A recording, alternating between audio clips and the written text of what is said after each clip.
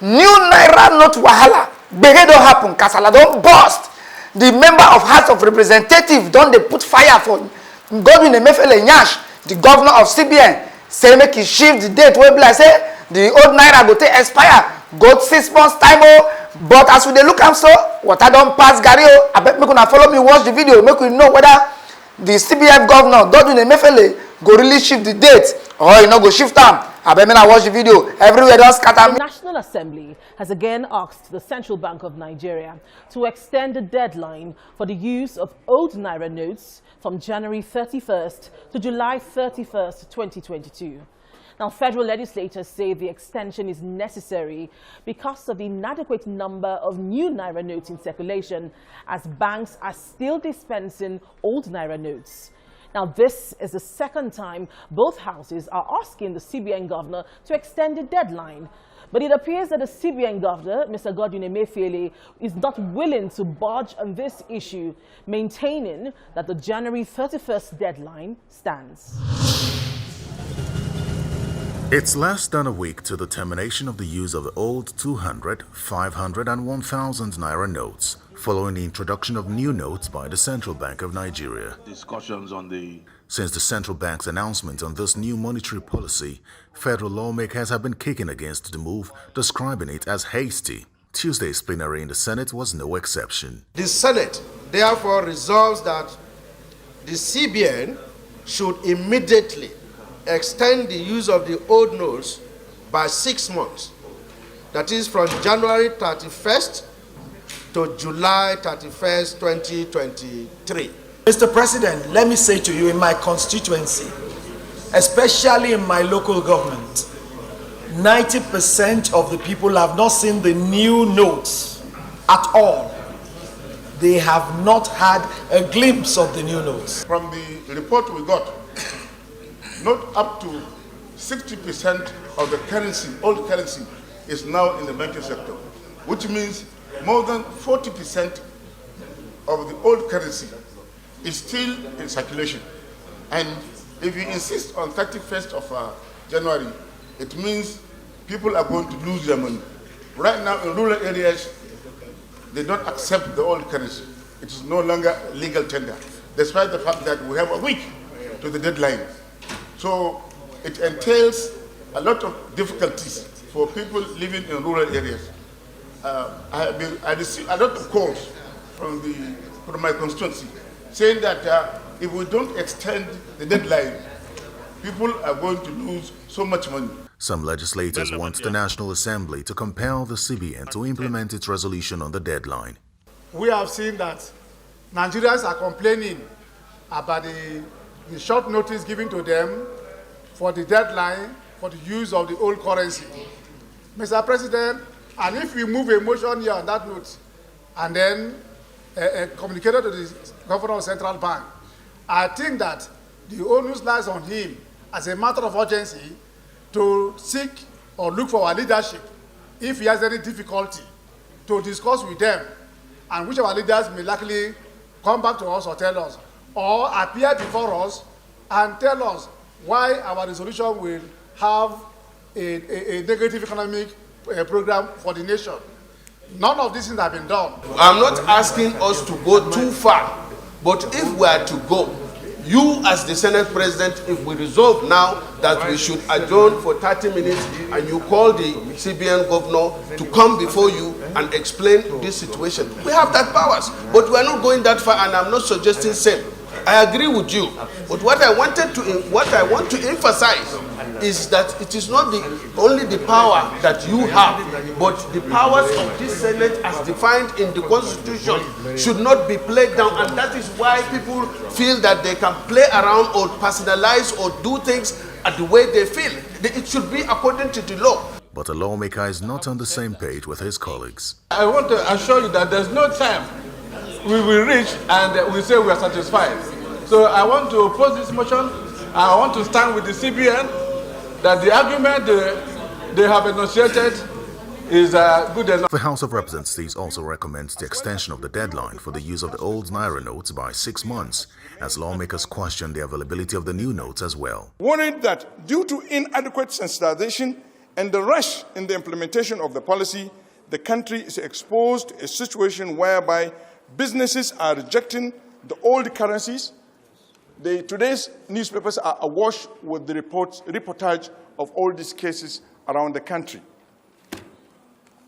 If you look at they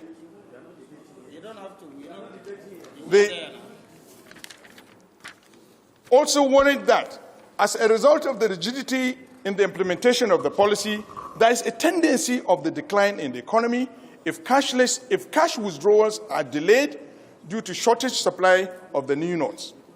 Cognizant that in order for the policy to be successful and acceptable, the CBN should keep their relationship closer to reality rather than theorize assumptions. Also cognizant that in global best practices, currencies are phased out, not forced out. Thus, adequate time is required for such policy to be successful.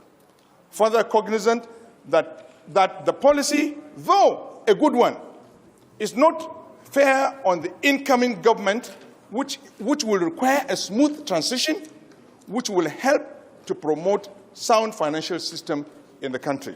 We are all aware, even before the insurgency, Northeast is the poor of the poorest of the whole zones in the country. And our poverty was further escalated by Boko Haram insurgents and other related insecurity. And today, we have something that is almost worse than Boko Haram. Worse than in the sense that,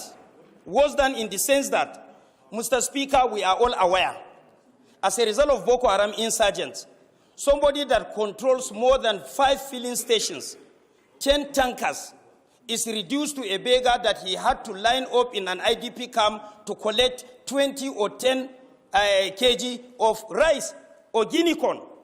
This is how bad it is. As I'm talking to you, we lost multi-millionaires. I even went to the extent of deciding that I will be going back to my constituency tomorrow to see how I will encourage or influence or insist that CBN should equally send another money to my constituency. For the past 10 years, we don't have a single branch. The House then sets up a committee led by the House leader to meet with the CBN and bank operators to find out the reasons for the shortage of the redesigned Naira notes across the country. Somebody is not giving us the full story or the full picture. Is it the banks that are not telling us the truth and are hoarding the money? Or is it CBN that is actually not familiar with what has gone out and what hasn't gone out? But on the day scheduled for the meeting, no official of the CBN honored the invitation, and the meeting was rescheduled to Thursday. During Thursday's plenary session the following day, the Speaker of the House of Representatives was infuriated by the absence of the CBN officials at the meeting. If by the end of today there is further disregard to the summons of this House, I will not hesitate to issue a warrant to the Inspector General of the Nigerian Police to compel the attendance of the CBN and or managing directors who fail, refuse, or neglect to respond to the summons by the House of Representatives. The House is also aware that Section 20, subsection 3 of the Central Bank of Nigeria Act mandates the CBN to redeem the face value of the recalled currency upon demand, even after the expiration of the notice of recall. While plenary continued, the committee members moved to the meeting venue to await representatives of the Central Bank and other Nigerian banks. After 2 hours of waiting, the commercial bank operators were seated, but no representative from the CBN was in sight. In their submissions, the banks say they are not receiving the new notes as much as the old notes they deposit with the CBN, and that the surge in ATM withdrawals following the CBN directive restricting over-the-counter cash withdrawals could also be responsible for the scarcity of the new notes. Somewhere, somehow, there is a dark horse behind this agenda, and will not allow a dark horse to continue to drag the success of our electoral process. No one individual can be greater than Nigeria, and nobody can be above the law. So it is the position of the committee that we will recommend to the Speaker to quickly initiate and engage the necessary instrumentality of the law to compel the governor of the central bank to appear before this honorable house for and on behalf of the House of Representatives and on behalf of Nigerian people. You're welcome back to the gavel. Now let's take a look at more major activities in the Senate and House of Representatives during the week. Keen observers of the National Assembly may be scratching their heads over the Senate's inability to take a position on President Buhari's request that the upper chamber restructure the 22.7 trillion naira ways and means advances given to the federal government by the Central Bank of Nigeria. The upper chamber has kept mum on how it intends to handle the ways and means advances requests. The ad hoc committee set up by the Senate to liaise with the CBN and Ministry of Finance to get details of what the monies were spent on was expected to present its finding to the upper chamber ahead of the planned suspension of plenary for political campaigns. The President of the Senate had advised to the CBN Governor, Mr. Godwin Emefele, and the Minister of Finance, Mrs. Zainab Ahmed, to provide the required details of the spending to the ad hoc committee. The National Assembly or the Senate is prepared to consider the request, but we must have the necessary information. President Buhari had warned Nigerians during the signing of the 2023 budget into law that the country risks incurring an additional 1.8 billion naira if the National Assembly does not approve the 22.7 trillion naira ways and means advances. However, two lawmakers tell journalists that the Ministry of Finance and the CBN have not furnished the Senate ad hoc committee with the required details, explaining what the sum of 22.7 trillion naira was spent on. We are yet to receive documents. You see, letters have been written, but we have not received any information till now. I'm also a member of the Finance Committee of the Senate, and Finance Committee is one of the special committee that has been, given the ad hoc assignment to go and ensure that we get the right documents. But up to now, no document has been forwarded to the chairman of the committee. But between now and February 28, where the four committees that form the special purpose committee, ad hoc committee for this investigation, has put all their commitment that as soon as documents are available, we are going to look at it. What we're talking about is ways and means advances, which is actually outside our laws, because the money has already been spent, breaching a couple of laws, the Constitution, the Fiscal Responsibility Act, and of course the CBN Act. So we're talking about securitization here, which the CBN Act forbids. So the issue now is, whatever we are talking about, let us even determine how these monies were spent. Yeah, because ways and means, according to Nigerian law, is to breach budget, a deficit in budget between revenue and expenditure at a particular time, and the maximum number of months is 12 months. So first of all, let's even see the documents, because some of those things may not fall under ways and means. Yeah, because if it is not anything to fund government budget, it's not ways and means. A financial analyst says Nigeria has no choice but to repay this debt. They should now chart a pragmatic path, the path of least pain, the path that will cost the treasury the least, because the law has been violated and there's nothing anybody can do. In the meantime, the Senate has suspended plenary until February 28th for political campaigns ahead of the 2023 general elections. The House of Representatives also listed the restructuring of ways and means advances in its other paper on Thursday, January 26th, but did not discuss the matter. Following reports that over 3 million Nigerian students are unlikely to vote in the general elections because of scheduled examinations, the House of Representatives is calling for an adjustment in the examination schedule. Concerned that these students, who constitute 40.8% of the newly registered voters, have their polling units sited in states outside their campuses, thereby necessitating traveling outside their respective institutions to vote in the 2023 general elections. Further concerned that tertiary institutions are not considering academic breaks for students during the general elections. Lawmakers are also asking INEC to ensure that every registered student gets their PVC. Legislators in the lower chamber have debated a bill to regulate donor agencies. Sometimes the donor agencies that send this money might not really be, not in all cases, in some cases, might not really be for the purpose of development. They can also send this money to promote terrorism, which can further increase the level of insecurity in the country. So that's why it's also good for us to monitor how this money comes in and how it is utilized. Who are these international donors? USAID, UKID, UNICEF, DFID, United Nations, European Union, OAU, and all whatnot. Is that whom you want to go to control? Some of the NGOs going to rent a house, a hotel, for 3-4 years, 10 years. What are they telling you? This crisis should not end. We are here. That's the intention. And they will go to places where Nigerian troops and other Nigerians cannot reach. How do they get to that kind of level of arrangement? The bill eventually scaled second reading. Meanwhile, the House of Representatives has urged NNPC Limited to urgently ease off queues in filling stations across the country. The House is also asking relevant security agencies to fish out oil marketers and other economic saboteurs that may be responsible for the fuel scarcity across the country. These resolutions were reached during Wednesday's plenary session following a motion of urgent public importance by Representative Leke Abejide, drawing attention to the lingering fuel crisis across the country.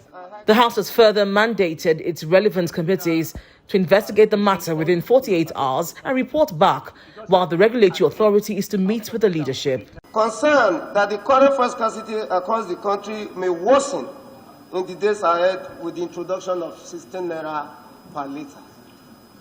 Also concerned that another contributing factor to the scarcity of the petrol product may not be unconnected with the increased cost of hiring daughter vessels in the litre charges, which hitherto was paid in Naira, but now being charged in United States dollars. Worried that due to the scarcity, Nigerians are exposed to all sorts of hardship, which has resulted in hike in transportation, fares, and high cost of some major food items. Also worried that as a result of the petroleum scarcity, Nigerians are not finding it easy in their day-to-day livelihood activities. The House resolved to 1. Urge the NNPC Limited as a sole importer to urgently ease of these queues in filling stations. 2. Also urge the relevant security agencies to fish out those oil marketers and other economic saboteurs that may be responsible for fuel scarcity across the country. Meanwhile, a bill for an act to amend the provisions of the Fire Service Act and make provisions for the establishment of building safety measures, regulations and penalty for default has scaled second reading in the House of Representatives. Sponsored by Representative Unyeme Idem, the bill, which seeks to address fire outbreaks in Nigeria, proposes a fine not exceeding 1 million naira or imprisonment for a term not exceeding 5 months, or both for defaulters. Another provision in the bill says that approval for a building must only be given after thorough perusal of the submitted building plan and compliance with provision of necessary fire services, prevention and management kits, and supervision protocols. Now, this is where we call it a day on this week's edition of The Gavel. If you have any views on any of the issues discussed, please email us on thegavel@channelstv.com. Thank you for staying with us and